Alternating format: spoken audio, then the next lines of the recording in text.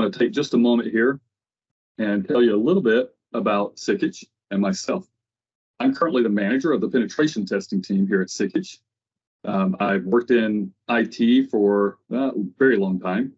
About 5 years ago, I made a pivot into full-time cybersecurity after having worked on managing and securing websites and doing development, and then also working as a college educator. And just to let you know, I've spent over 20 years in a classroom setting for about an hour a day, and I really enjoy talking with people, not talking at people. So I would love it if you have questions or thoughts or interjections that you feel free to just go ahead and add those to the chat. We have Mike Moran standing by. He'll be monitoring the chat, and he'll update me as you have questions, or you can feel free to raise your hand or otherwise kind of draw my attention. I do want to interact with you as much as possible. Talk a little bit about Sikich itself. Sikich has been in performing services to mid-market clients for over 35 years. We're located in all 50 states and provide really a full suite of services, consulting services, including technology. In the technology side, cybersecurity is the arm that I'm a part of, where we are involved in forensic investigations, vulnerability scanning. We perform a complete suite of compliance and risk assessments. We also provide security awareness training, IT audits. We can assist in your remediation. And of course, the best for last, the penetration testing team that I'm a part of. So that's a little bit about who we are and what we'll be doing. So if you're here, you saw the term Mitre attack frameworks, and it probably generated some interest to you. It's a kind of a buzzword. We all talk about it. But why do we need a webinar specifically on Mitre attack frameworks and penetration testing? And so let's just think about this a minute. Probably everyone here has had to have an annual or semi-regular penetration test. And you have executives who want to know what's the value from those tests. They want key performance indicators that give them confidence that the security controls are working, correct? You're dealing with compliance issues and other concerns like that. Penetration test methodologies, though, have really become standardized over time. And even if you use more than one penetration testing team, I imagine that from time to time, you're seeing a lot of the same results.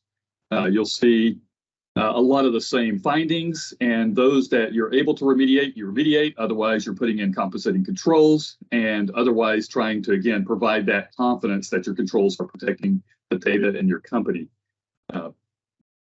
So how can you get more return on investment from those penetration tests such that this just doesn't become a checkbox exercise every year? One that actually gives you information that you can pass up to the executives and provide that confidence to the rest of the team. We believe that the Mitre attack framework can help you perform testing specific to your risk while measuring your security. This allows you to be very laser focused on the threats and the risk that your company and your business objectives are facing. And then using that to actually affect the pen test so that you get the results you're really looking for. So that's kind of the heartbeat of where we're going to go. Let's take a moment and just talk about penetration testing for just a little bit here. I've thrown a sample on the screen here.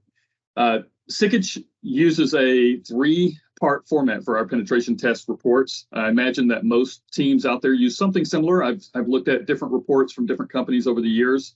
We'll find that many of them will follow a format where there's an executive summary, and then there's an attack narrative, and then lastly, there is this findings section. And so we'll go through each of those in just a moment, but basically, pen testing has really standardized into a pretty standard methodology. This is laid out even according to the NIST standards. And it really starts with planning phase, where you work with the client to identify all of the scope of the testing, exactly whether it's internal, external, web app, Wi-Fi, phishing, physical penetration testing, whatever it might be. You're going to go through a stage where you're scoping out all of the IP addresses, the website addresses, and exactly what is the extent of the test. Once that information is defined and settled on, then we move into a kind of a reconnaissance phase where the penetration testing team will begin to perform open source intelligence using a passive reconnaissance, looking at information that's publicly available without ever having to directly interact with the target client. They'll gather that information, pull it together, and then begin to identify kind of the attack surface and the threat surface. And from there, they'll begin to perform active reconnaissance, where they interact with the external IP addresses, the web sites, and other things like that to map out the rest of the scope, see if there's open ports on those services, see what type of APIs are in use, what are the web frameworks that are in use, and so on, until they can map out pretty thoroughly the attack footprint. With that information in hand, they'll begin to perform vulnerability detection against all of those resources that they've discovered. And as they find vulnerabilities with known exploits, or if they see where they could generate an exploit, they'll begin to exploit those vulnerabilities. Oftentimes, that might result in gaining access to a system where we then begin to map out the inside of that system or the inside of a subnet. And we'll begin that reconnaissance process all over again, trying to identify what are the IP addresses, what are the systems, where are the backups, where are the servers. And as we gather that information, we begin another vulnerability detection phase, and then eventually back to exploiting again. And we'll continue that process until we've exhausted really the budget of the pen test or the threats of the pen test.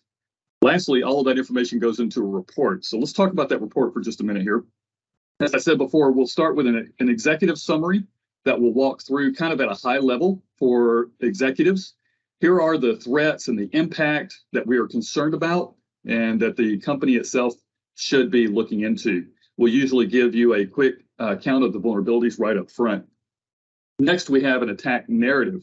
And in that narrative, we'll walk through how we performed the reconnaissance, how we performed the vulnerability scanning, and then we'll get into exactly which systems we began to attack first, what openings we were able to discover, how we used those openings to exploit and to gain further access into your systems, how were we able to gain access into a single host, dump all of the passwords that were on that host, discover passwords for a domain administrator or something to that effect, or capture passwords as they're crossing the local broadcast domain and then using those to relay to systems that do not have signing turned on, and so on. So we'll walk through a narrative that just really tells the story of the attack.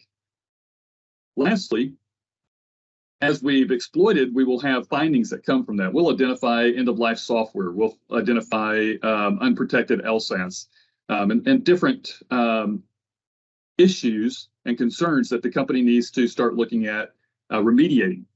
And in those findings, we try to provide a much more detailed level here that you could pass these findings off to a technical expert who could use this information to then mitigate and resolve the particular issues that were discovered. So that's kind of the idea of a pen test and what's involved in both scoping out the test, performing the test, and then providing the report that you're going to then use over the next months or years to mitigate and resolve your findings. Oftentimes, we'll provide the client free of charge a 60-day window to remediate any findings that they've had, and then we'll provide a free retest and update the report with any actions that the client has taken to remediate and what the current risk level would be after the remediation, whether it's resolved or if it's been reduced. We usually use the standard CVSS scoring in order to determine what level of risk we see from those findings. So just a little bit of an intro there to pen testing in general and kind of the process that's involved. I want to talk a minute here about opportunistic versus prescriptive testing. And this would be great if we could have a little bit more interaction at this point. I don't know if anyone would like to share kind of their thoughts on this, but most pen testing you're going to see today, I would say, falls into this opportunistic testing side. And what I mean by that is whether it's a gray box or a black box or even a white box test, very often you provide the scope, and then as I described in the methodology, the pen tester will go out and use reconnaissance tools to find what they can find. They're looking really for opportunities. Is there a port that has is 3389 open externally? That would be a remote desktop protocol port, typically. And we'll go ahead and confirm, is that really the protocol that's running on that port? If it is, then that may be an avenue for us to perform brute force password guessing and other things against it. So we're just looking for opportunities. What can we find? What can we discover on our own that opens the door for us to perform further tests? However, I know in some cases I will spend budget hours performing testing, let's just talk for a minute about an internal test. Maybe I'm performing a test for a client who has credit card data. And so what they've done is they've segmented their network. They have the card holder data environment, the CDE, is segmented from the rest of their corporate network. Firewalls block traffic between the two, and you have to use special tools, VPNs or other things, in order to gain access into the cardholder data environment. And so we'll start our test with a laptop inside of the corporate environment. And while we're in the corporate environment, we'll begin to work through the network there, looking for any kind of opportunity that might allow us to attack over into the CDE. And while we're doing that, we're going to identify end-of-life software. We may find legacy broadcast protocols, all kinds. We may find systems that are unpatched, that are vulnerable to specific exploits that we can use to do a privilege escalation. And eventually we become the domain administrator on the corporate network. And now that we're the domain administrator on the corporate network, we begin to take over people's systems. And we're looking for like a VPN or something that might give us access into the cardholder data environment. At the end of the test, we provide a report, and in that report, I've seen them have, 15, 16, 20 findings. But all of those findings are specifically addressing the needs and the issues inside the corporate network. And we get on a phone call with the client after the test, and they say, yeah, that's great. We appreciate that. Those are serious issues, and we need to correct those. But really, we're concerned primarily about the compliance issues and making sure we're protecting the cardholder data.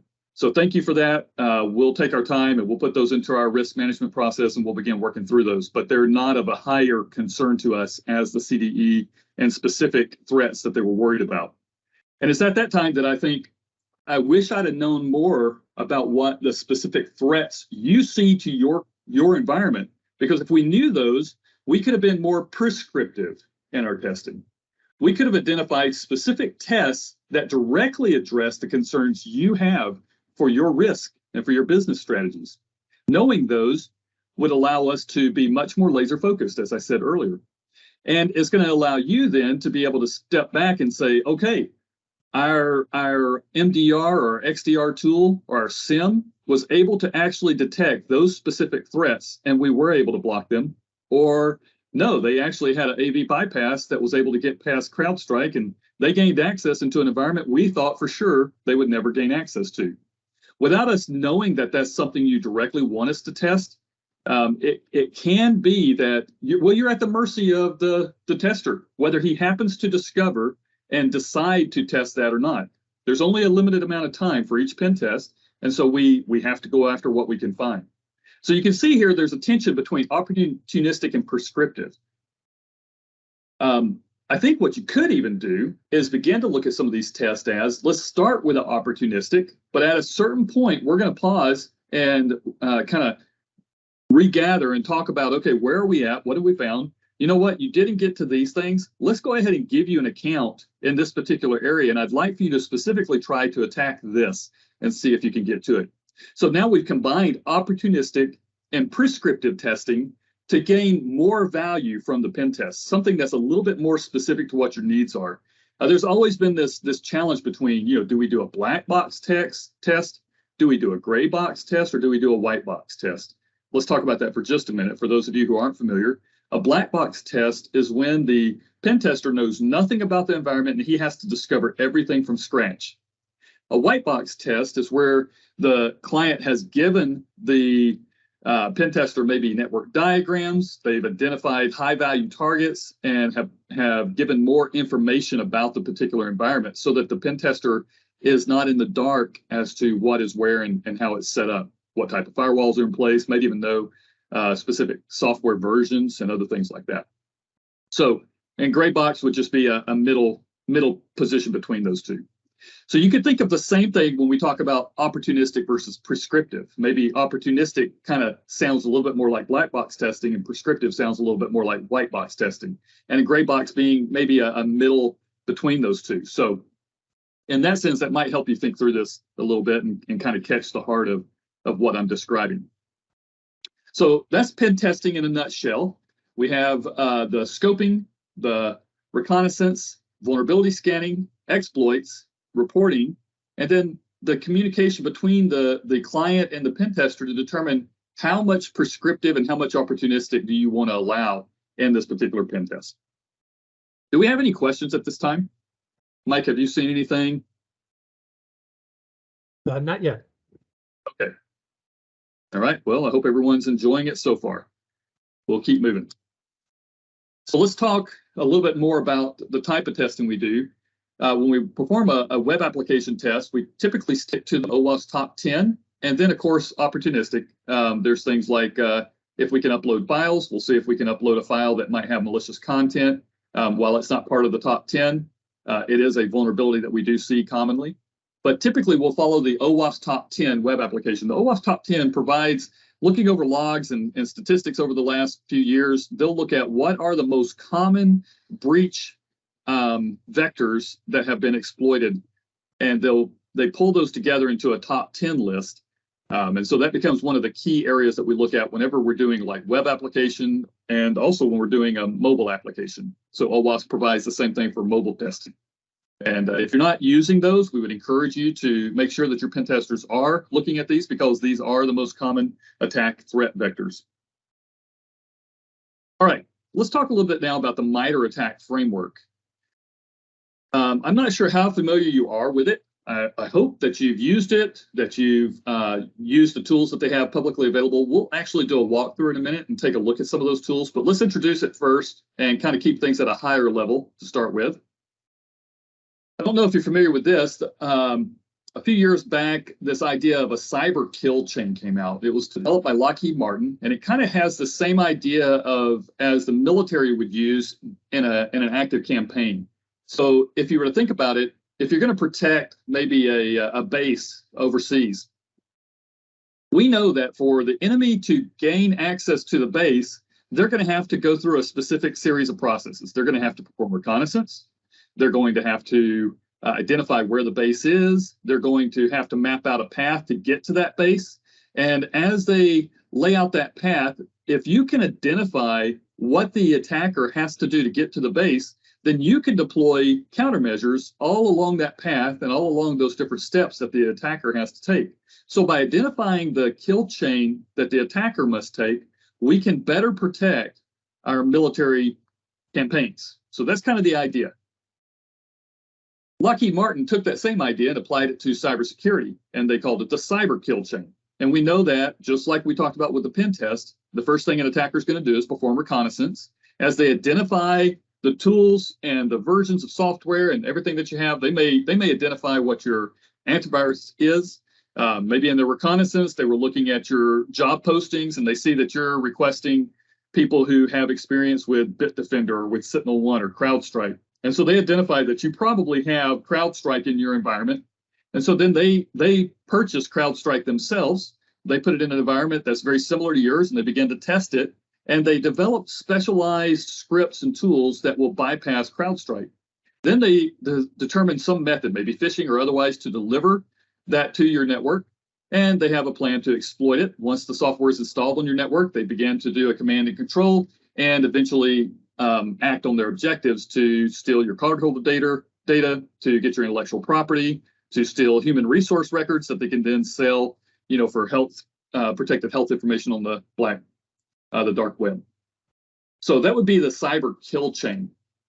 The Mitre attack framework kind of follows that same concept. What they've done is they've produced a taxonomy and a database of tactics, techniques, and procedures that we commonly see. So like where the OWASP gives us standard breach information from web applications, this looks at standard attack actions that attackers have taken.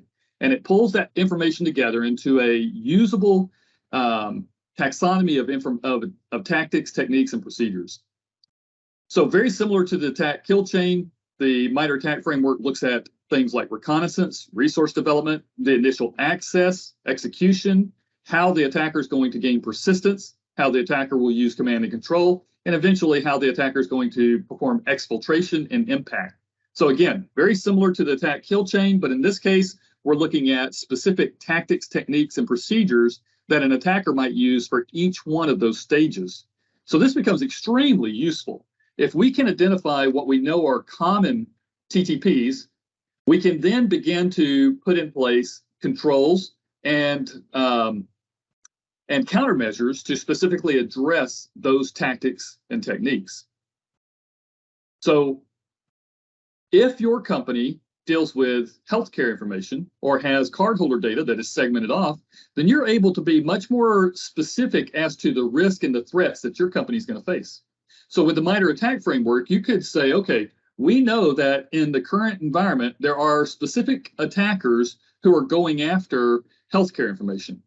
And when those attackers go after the healthcare information, they typically follow these tactics, techniques, and process and procedures. So now that you have that information of what the attacker commonly does in the healthcare industry, you're able to then plan your protection around those standard processes that we see are commonly used in the healthcare industry. So the Mitre attack framework not only gives you the knowledge base of tactics, techniques, and procedures, but it customizes it based off of known threat actors and the way that they have performed their activities. Using the Mitre attack framework, you can prescribe tactics, techniques, and procedures that you would like your security team to measure the pen tester's ability to attack. So this allows you to say, did our security team actually detect and respond appropriately to the attacks as the pen tester performed them? If the pen tester is not performing these TTPs, then you really can't detect that. You're just looking at what did they do and did we detect what they discovered on their own. So there's, again, we come to a balance here. This is kind of been historically, this has been the place of red team. And in red teaming, what we do is we hire a team, we tell them, here's a known threat actor, pretend to be, Black Panda 13. And we want you to take their types of tactics and techniques and come after us, and we want to see if we can detect it. The problem with that is it's very expensive. It's usually only at the higher enterprise level. And for companies that are smaller and, are looking at performing pen testing, but would like to be a little bit more precise and gain more actionable information from their testing, you could use the Mitre attack framework to kind of bridge between a true red team test and a true pen test. And it allows you to be more prescriptive and provide actual measurable response or measurable insights into how your team has performed detecting and responding. All right, let me pause again here and just ask, hey, I don't see any questions myself in the chat. Has anybody, do you have any questions so far as to what the Mitre attack framework is, what your concerns might be with it? I'd like to ask you this maybe. How many of you are already finding that insurance companies or regulators or others are asking you specifically how you're implementing the Mitre attack framework and it's come up in your leadership or your GRC conversations? Does anybody have any insights there? Or, is that commonly coming up, or is it still so new in the market of the people that we have on the call today that you rarely see it?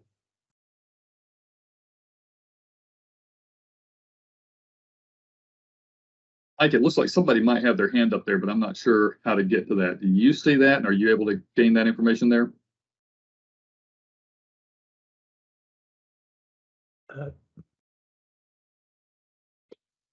Dale. I will look, Thomas.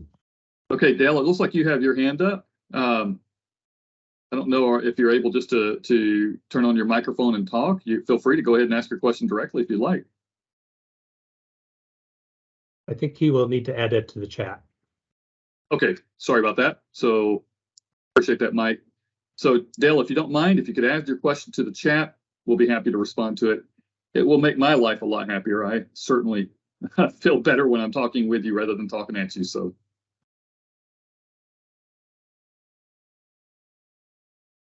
All right, I'm going to go ahead and keep going. Dale, while you type that out and plug it in, we'll stop as soon as we see it and respond.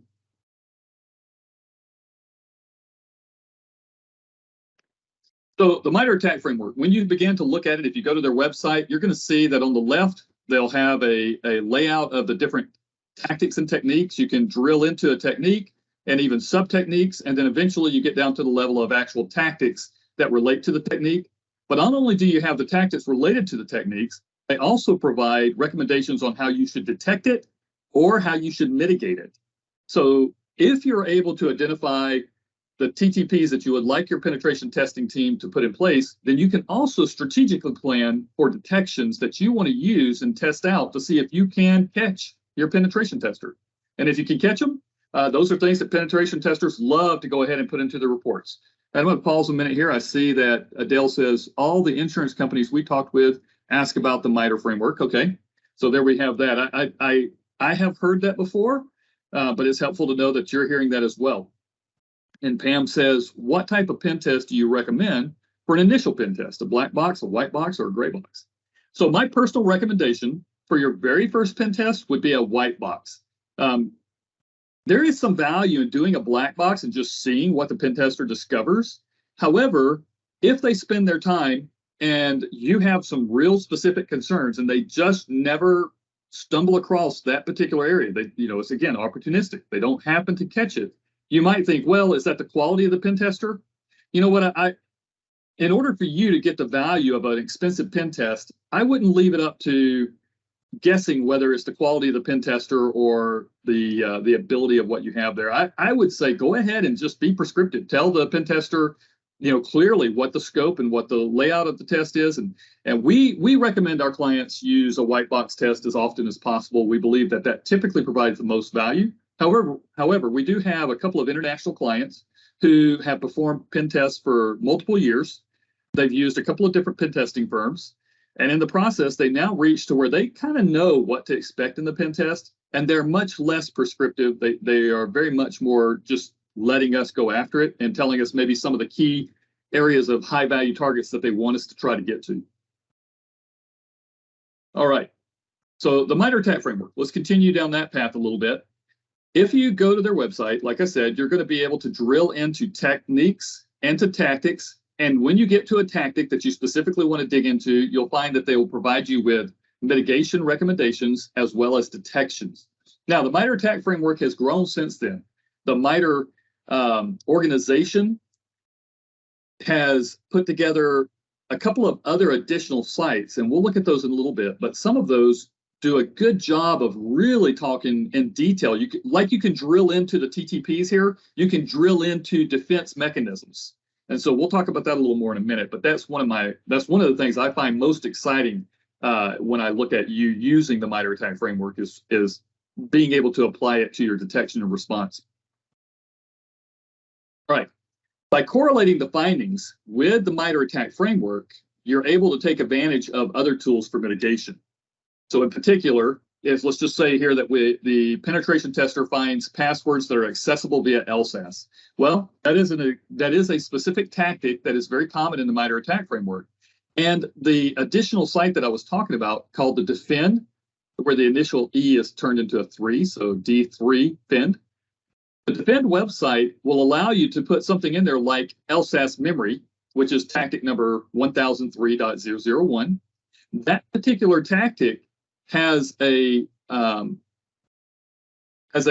in the Defend database that allows you to see if I were to how the LSAS memory is affected is both by process and by application services, and the way to mitigate the authentication service is with a software update. One of the defenses I could do is put in a decoy set of user credentials, and then if I see someone trying to log in with those user credentials, I will know. That will kind of highlight me and alert me that there's an attacker in the network and that they're trying to actually gain access to LSAS memory. So by deploying some of these countermeasures here in the blue boxes, it allows me to know, am I addressing the process? Am I addressing the memory? Or am I dealing with just the credentials? And it's kind of walking through different countermeasures as well as what those countermeasures are specifically going to change or affect in order to further protect the company. All right, let's keep going here. So what I'd like to do now is maybe just take a moment and kind of walk through some of the Mitre Att&ck framework. So I'm going to stop sharing my screen for a moment. So bear with me.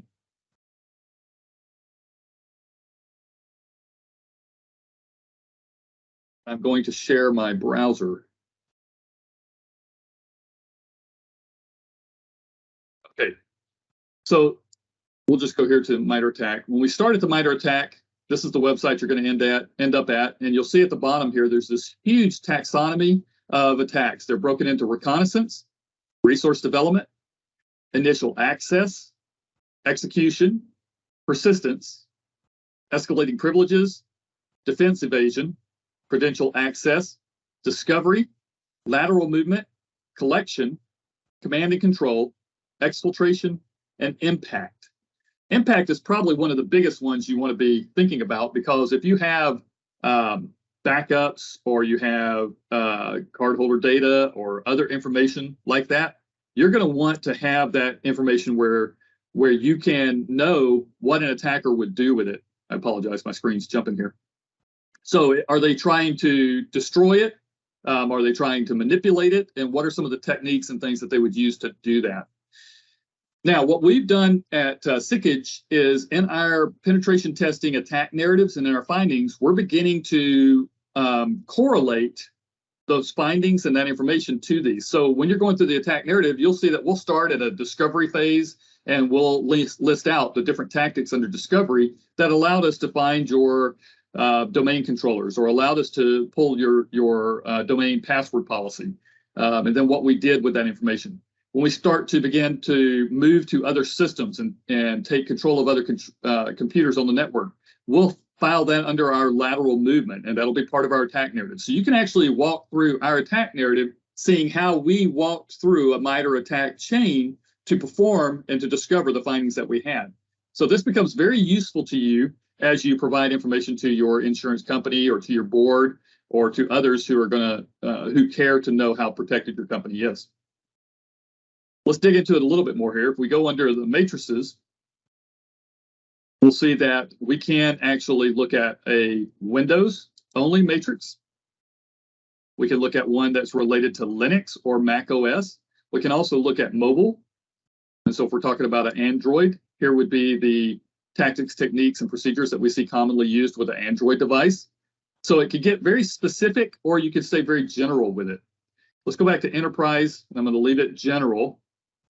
Under tactics, well, let's just look at one in particular. Let's go to maybe discovery and go to network sniffing. How about that?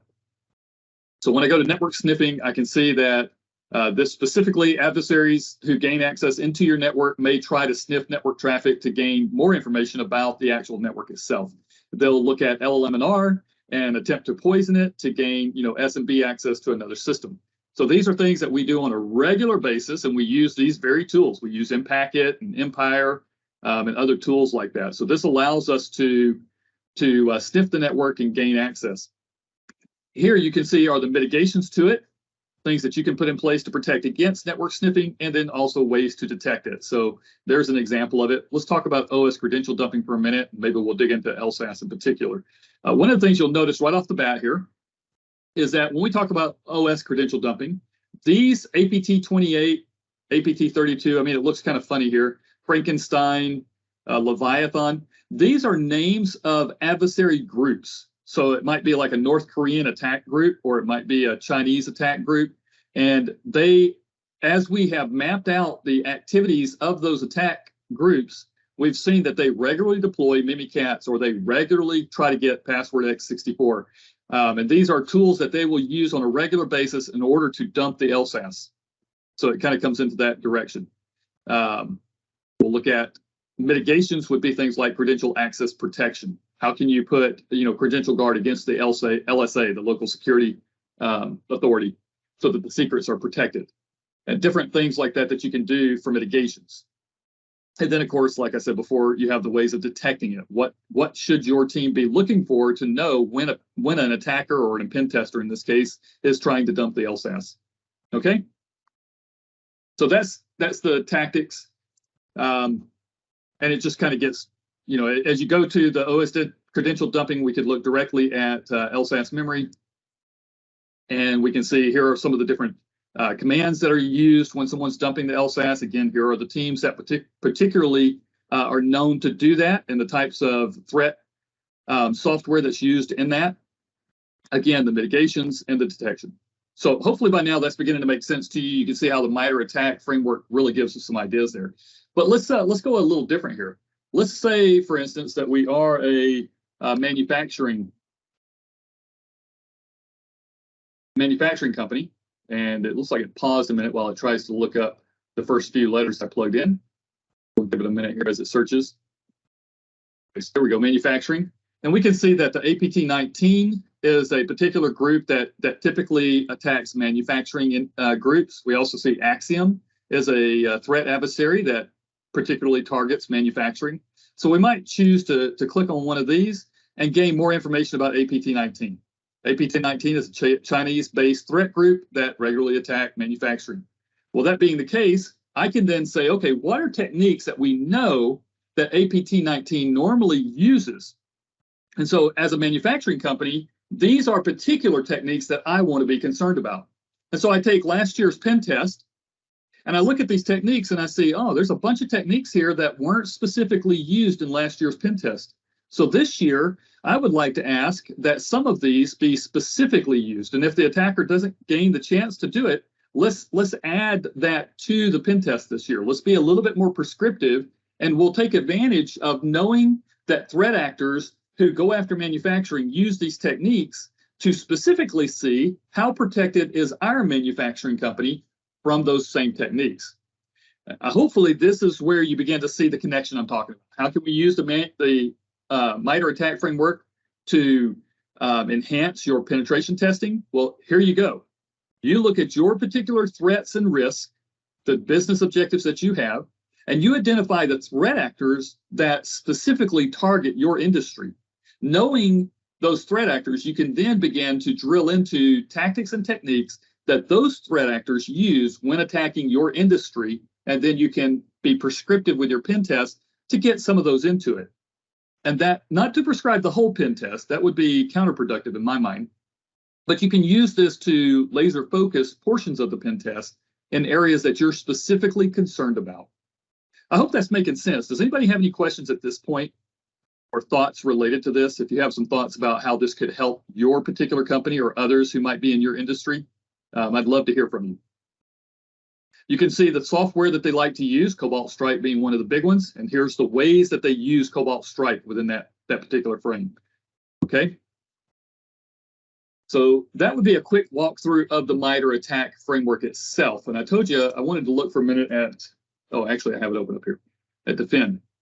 So Defend is laid out in a similar type of matrix where we have at the top, instead of reconnaissance and discovery, we have harden, detect, isolate, deceive, and evict, or basically kick the person out of the system.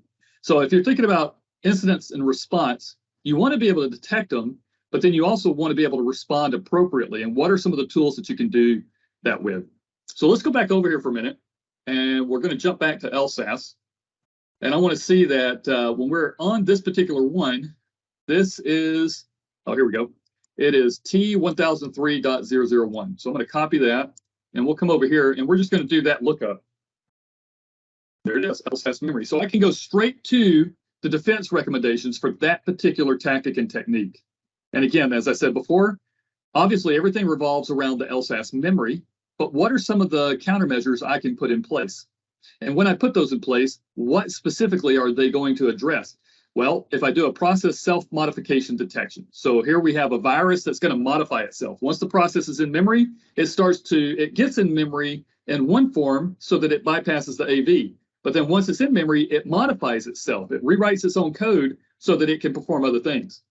If you can put in place a advanced detection and response system that catches process modifications, then it will be analyzing all processes to try to detect when that occurs, okay? And so you can begin to see, here are some of the ones, and you can click on these and actually get information on exactly how that particular countermeasure works. This becomes very exciting to me. I think this is a great next step that Mitre has put out. They started off by giving us the taxonomy. They took all of the information that great threat hunters have pulled together, and as they analyzed and discovered what the APT groups were doing, the adversaries were doing, they put all that together into a taxonomy of normal tactics and techniques they did, and then they began to analyze it by industry, and then they broke it into sub-techniques, and then eventually decided, hey, we need a whole nother matrix dealing just with defending against it. So that becomes pretty exciting to me. Okay, so Pablo says, I have a question, maybe for later, but it's about sanitization. What are the best practices for sanitization?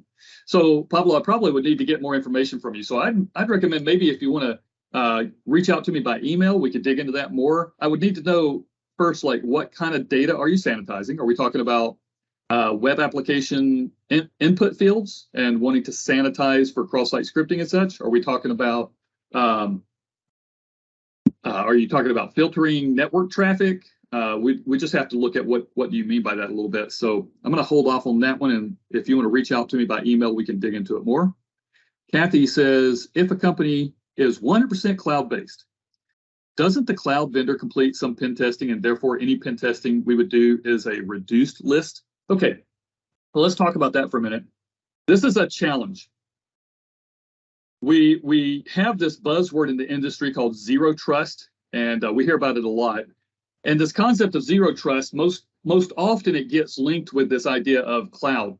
I actually have a whole nother talk I give on least trust rather than zero trust, because I think zero trust is really a misnomer. It doesn't really handle the concern. Almost as if I move everything to Office 365, SharePoint, or I'm running everything inside of AWS or Google Cloud, GCP, then I transfer all of the protection required over to this vendor, to the cloud vendor. And there is some element of that. What the cloud vendor is responsible to do is to make sure that your servers and equipment that are in the cloud are patched and protected and up to date, unless you're doing bare bones and running you're putting up your own virtual machines and taking care of all of that yourself. If you're installing your own virtual machines and you're the one that's building the infrastructure, then obviously the vendor is not going to be able to protect that.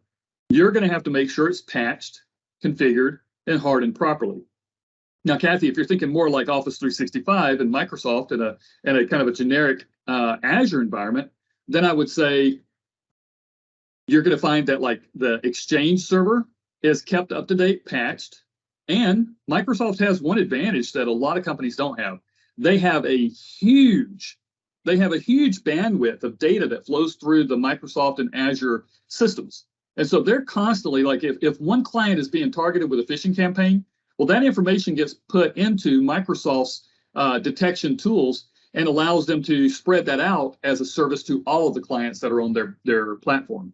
So when you think about that, their database of known threats and signatures of threats is going to be very, very large, and they're going to have a better opportunity to detect and respond to those. So when it comes to like Exchange and SharePoint and such, yes, they're going to have pen testing that's performed on those tools, and that pen testing is going to be specific to it.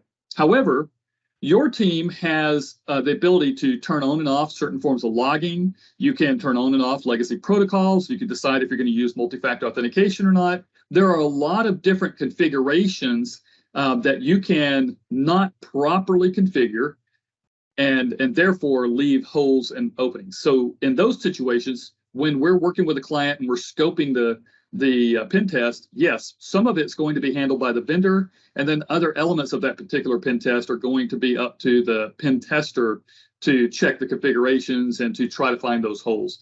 So I don't know if that helps answer your question. I hope it does. Pablo, it looks like you're giving me a little more information here. Pen test with white, gray box. Some companies provide access or privileged access to the PT. Companies include on their PT policies a section to sanitize access. Gotcha. So you're talking about like after the test, making sure that the pen testers and the team are cleaning up and removing their data. So what's the best practice? So as a pen tester, two things we do. It depends on the particular environment that we're working with, but if we're testing in a dev or a test environment, quite often the client will want us to leave all of the indicators of compromise and all of the artifacts from our test inside that environment. That allows the company to then go through and build signatures and begin to observe how we did what we did so they can detect and respond appropriately and build out their responses. However, in most networks and such, we're going to do our best to remove our tools. If we take over one of your systems and we install, Power Empire or some type of tool on that device, we're going to remove it before the test is done and pull that back out. However, in some cases, we might create a domain admin called Sikich or something like that. And so now there's this domain administrator in your account. In order for us to delete that account, we'd have to be another domain administrator. And so in some of those cases, we're not going to be able to delete it. It just isn't practical. We can't do it. In some cases, on a website, we might put in cross-site scripting, and we're able to install it, but we're not able to delete it.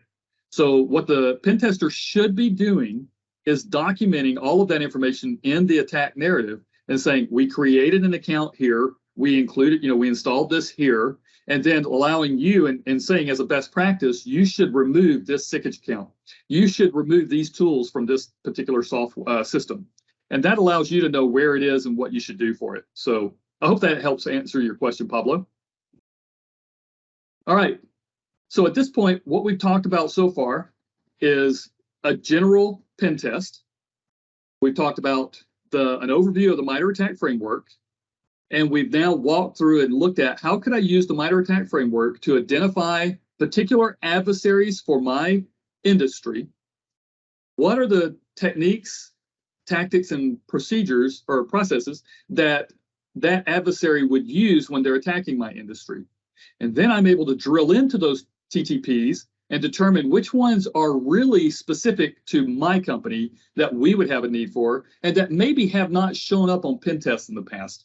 And we're able to be much more prescriptive to apply those to this upcoming pen test to make sure that we're getting the data that we can turn into KPI and use to better protect the company and better communicate up to our executives and boards and our constituents, clients. I hope that's making sense to you and helping you.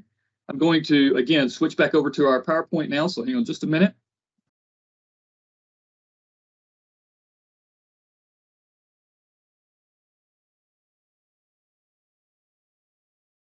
The walkthrough. And again, we have a little bit of time left here if anybody else has any questions.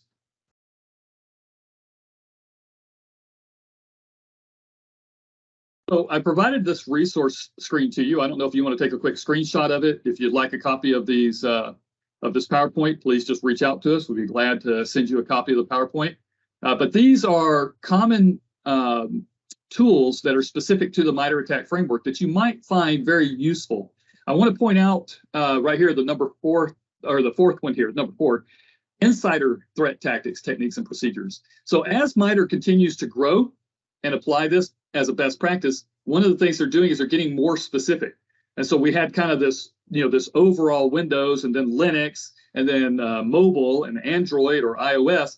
Well, now they're also thinking, okay, what if somebody inside your company goes rogue? What are the tactics and techniques and procedures that we commonly see used in an insider threat? And I think that would be just a really handy, I'm looking forward to them further developing that and drawing it into a more rounded resource, because I think that'll be a real advantage to us. I think that defend, the D3 fend there, the 5th item, would be a really handy one for your team to look at. And then if you want to use the Mitre attack framework and specifically analyze your logs for TTPs, there's a great cheat sheet there in the 6th item. That will allow you to map your logs to the Mitre attack framework. Paul, let's see here. So John, this is amazing. I'm a student in cybersecurity and computer forensics at Stark State, work in IT help desk at a manufacturing company and learning a lot I can use in my daily job. Well, that's fantastic, John. I'm really excited to hear that for you. And hey, keep plugging away, keep pressing forward. I look forward to maybe having you as a coworker one day. Who knows? All right, so the CISA government, CISA, the government organization has also put together a best practices for implementing the Mitre attack. And I recommend that you read that particular PDF file. I think it's fantastic.